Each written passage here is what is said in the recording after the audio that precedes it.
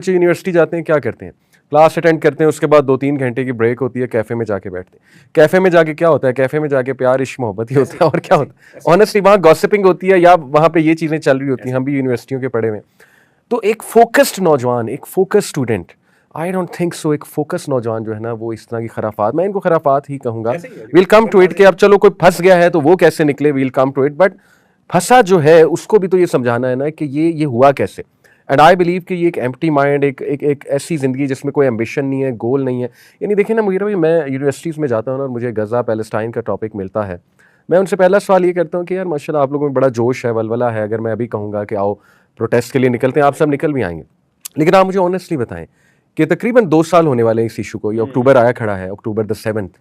2 साल का मतलब है 700 तकरीबन कितने दिन, 20 plus something like this, 730 days में आपकी जिंदगी में क्या मुस्बत तब्दीली आई? मतलब which habit you have changed? Exactly. क्या आपने अपनी लाइफ को डिसिप्लिन किया है? क्या आपने जो है वो अपनी फिजिकल हेल्थ को इम्प्रूव किया है? क्या आपको ये एहसास है कि उम्मत मुस्लिमा पर इस वक्त चल क्या रहा है? क्या प्रॉब्लम्स हैं? वो प्रॉब्लम सॉल्व किसने करने हैं? वो प्रॉब्लम आपने सॉल्व करने हैं। लीडर्स कहाँ से आएंगे? आप में से आएंगे। और हर डिपार्टमेंट के लोग कहाँ से आएंगे? आप में से आएंगे। आगे जाके जो है वो सारी सोसाइटी किसने रन करनी है? आपने रन करनी है।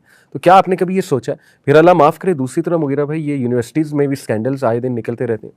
मतलब वो जो मेल स्टाफ है वो हरास कर रहा होता है फीमेल्स को, और कितने ज़्यादा यार ये स्कैंडल्स आए दिन खड़े होते हैं। तो ये सब जो चल रहा है, मैं समझता हूँ कि हमारे एजुकेशनल इंस्टीट्यूट्स ने भी, पेरेंट्स ने भी और हमने भी, everyone is involved in this, कि हमने एक विजन के मुताबिक यूथ पर काम नहीं किया। What do you have to say about it? Exactly Ali भाई, मैं समझता हूँ कि यहाँ पे पेरेंट्स और एजुकेशनल इंस्टीट्यूशन का जो एक पूरा एक स्ट्रक्चर है ना, जो फिलॉसफी है, पूरी फिलॉसफी ऑफ हमारी एजुकेशन जिसे हम कह सकते हैं, उसका बहुत इंपॉर्टेंट रोल है।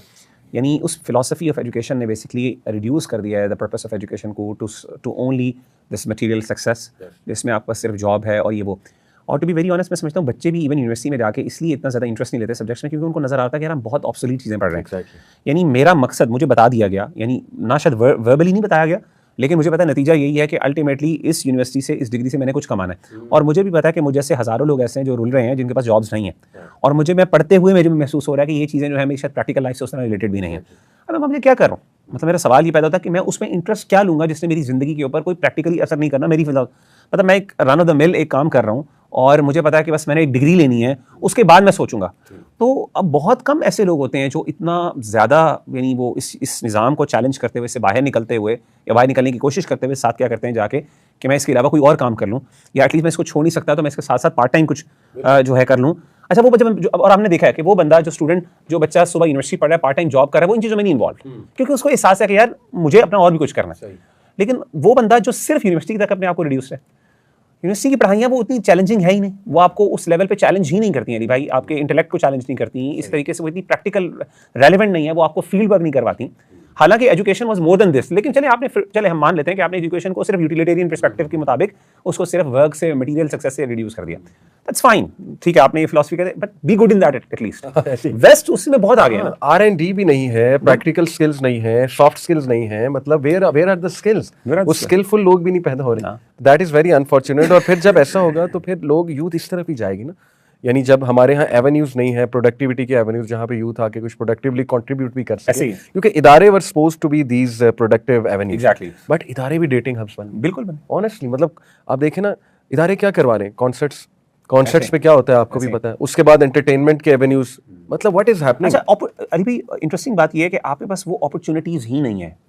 अच्छा, इन्वेस्टमेंट भी नहीं है। अजीब बात मैं बताऊं आपको, मतलब मैं यूनिवर्सिटी का पार्ट हूँ अनफॉर्चुनेटली, मतलब फॉर्चुनेटली अनफॉर्चुनेटली आप कह सकते हैं, आई डोंट नो, लेकिन उस सिस्टम का पार्ट होने के बाद पर्सपेक्टिव से मैं बात कर रहा हूँ कि हमें पता है कि प्रैक्टिकली एक इदारा वो कितना को फंड दे सकता है अपने बच्चों के इनोवेशन के लिए। यानी अगर हम देखें कि आप बस जो मिसाल के तौर पे स्टैनफोर्ड यूनिवर्सिटी, आई थिंक, पता नहीं कौन सी स्टैनफोर्ड यूनिवर्सिटी है, कौन सी यूनिवर्सिटी है, बड़ी यूनिवर्सिटी है जिसके अंदर बाकायदा ये येल है, जहाँ पे बाकायदा वो यानी बिलियंस ऑफ डॉलर्स के प्रोजेक्ट्स मौजूद हैं।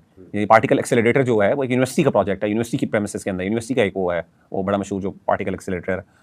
तो अब मतलब इस तरह के बड़े बड़े प्रोजेक्ट्स जो है वो यूनिवर्सिटीज़ करती हैं। मतलब स्विट्जरलैंड में, स्विट्जरलैंड में, एग्जैक्टली, पता नहीं कौन सी यूनिवर्सिटी, मुझे भूल गया नाम उसका। सो द आइडिया ये है इसके, वो दे आर डूइंग, यानी यूनिवर्सिटीज़ ये एक यानी ग्रैंड प्रोजेक्ट्स करते हैं। कैम्ब्रिज को देख लें, हमारे पास आई डोंट नो क्या वो कैपिटल नहीं है। अच्छा, वो इसीलिए फिर हम बच्चों को जब इन एवेन्यूज में नहीं इंगेज कर सकते जहाँ पे उनकी स्किल्स जो हैं वो पॉलिश्ड होंगी, जहाँ पे वो मजीद प्रोडक्टिव हो सकते हैं, जहाँ पे वो कंट्रीब्यूट कर सकते हैं to certain extent, let's talk about only material world, उसके बावजूद वो नहीं कर सकते। मैंने देखा प्रैक्टिकली हमारी, यानी हमने देखा इदारों के अंदर मैं गया हूँ, मैंने एग्जीबिशंस लगती हैं, यानी भाई थर्ड क्लास किस्म की एग्जीबिशन होती है, थर्ड क्लास। यानी मैं समझता हूँ, मैं ओ लेवल्स में था, मैं ओ लेवल्स में था, जो एग्जीबिशंस या प्रोजेक्ट्स हम करते थे 7वें 8वें साल 7th 8th ग्रेड के अंदर, वो यूनिवर्सिटी लेवल पे आज हो रहे हैं इस वक्त हो रहे हैं। और पता नहीं बड़ी, मैं कहता हूँ यार इस दौर के अंदर ये वाले प्रोजेक्ट्स, और वो भी एक बंदा जो यूनिवर्सिटी में बैठ के कर रहा है, रियाज़ुबिल्लाह, मतलब जिससे कि यार कानों को हाथ लगाने का दिल चाहता है। तो मतलब वो भी नहीं है, मतलब एटलीस्ट उस मटेरियल सक्सेस के अंदर ही कुछ कर लो यार, यानी दुनिया में ही कुछ शो कर लो, and you are taking money. देखें, आप पैसे ले रहे हैं, और अली भाई पैसे कम, तनख्वाहें कम नहीं ले रहे, बहुत पैसे ले रहे हैं। यानी तनख्वाही मतलब फीस जो है आप बहुत ज़्यादा ले रहे हैं। मतलब यूनिवर्सिटीज़ जो हैं, अल्लाह माफ़ करे, वो इतनी फ़ीस ले रही हैं कि एक बेचारा पाकिस्तानी, अगर आप बात करें पाकिस्तान के पर्सपेक्टिव, यानी पाकिस्तान के अंदर जो हमारे यहाँ जनरल आपका जो इनकम का जो होता है लेवल होता है, उसके मुताबिक तो बहुत है, they are taking a lot, but what are they giving in return? Nothing except a degree, that's it. और आपके पास ये कॉन्सर्ट्स एंड स्टफ। एग्जैक्टली। बहरहाल चलें, ये तो एक और अलग टॉपिक है। Coming to the favourite topic of youth, जिस पे सवालात बहुत ज़्यादा आते हैं about liking someone and then getting involve, getting attached. तो हमने बात यहाँ से शुरू की थी कि how to identify it's love और अटैचमेंट। मैं थोड़ा सा ऐड करता हूँ।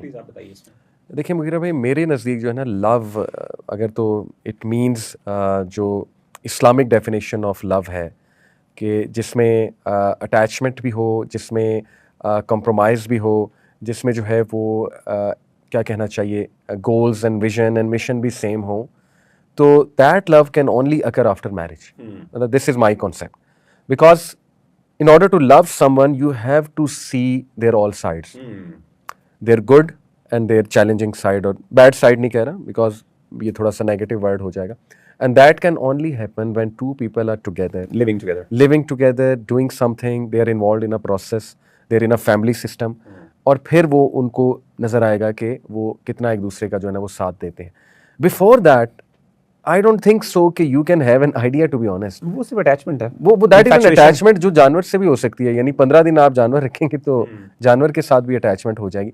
बट अगर मैं आपसे पूछूं कि चल स्टिल किस क्राइटेरिया, किस बेसिस पे किसी को पसंद किया जाए? अली भाई देखें, पसंद नापसंद सीधी सी बात है, उसका कोई क्राइटेरिया होता नहीं है। मतलब पर्सन समटाइम्स, हमारे दीन ने कुछ तो जैसे नबी सुन्नत, हाँ, वो person sometimes does not know why is he involved into someone, right. सीधी सी बात है कि पता नहीं चलता वो क्या ऐसी चीज़ होती है जो अगले को अट्रैक्ट करती है, खूबसूरती अट्रैक्ट करती है। जनरली हमें सबको पता है खूबसूरती अट्रैक्ट करती है, सोशल स्टेटस अट्रैक्ट करता है, सोशल डिजायरेबिलिटी अट्रैक्ट करती है, इसी तरीके से आदत हो सकती है, कैरेक्टर हो सकता है, पैसा same vision, goals, ambitions, family even आपको अट्रैक्ट करती है। मतलब there are multiple things that are actually the factors.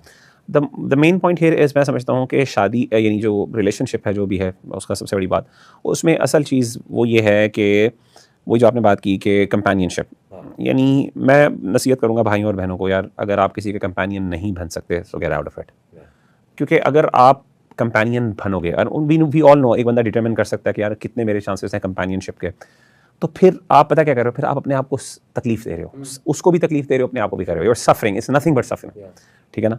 मन तअल्लक़ बिग़ैरिल्लाहि उज़िब बिही, तो बंदे को ना एक बंदा एक फ्रस्ट्रेशन, एक तकलीफ में, कंसिस्टेंट तकलीफ में रहता है। So it's better to just move on and just end it, to actually overcome to, यानी ये एक बंदे की अपने साथ एक जो है ना एक खैर है और अपने साथ भलाई है कि एक बंदा इस चीज़ में इस तरह इन्वॉल्व ना हो। तो इन माई हम्बल, क्योंकि ओपिनियन, लव जो है ना, इट रिक्वायर्स कंपेनियन।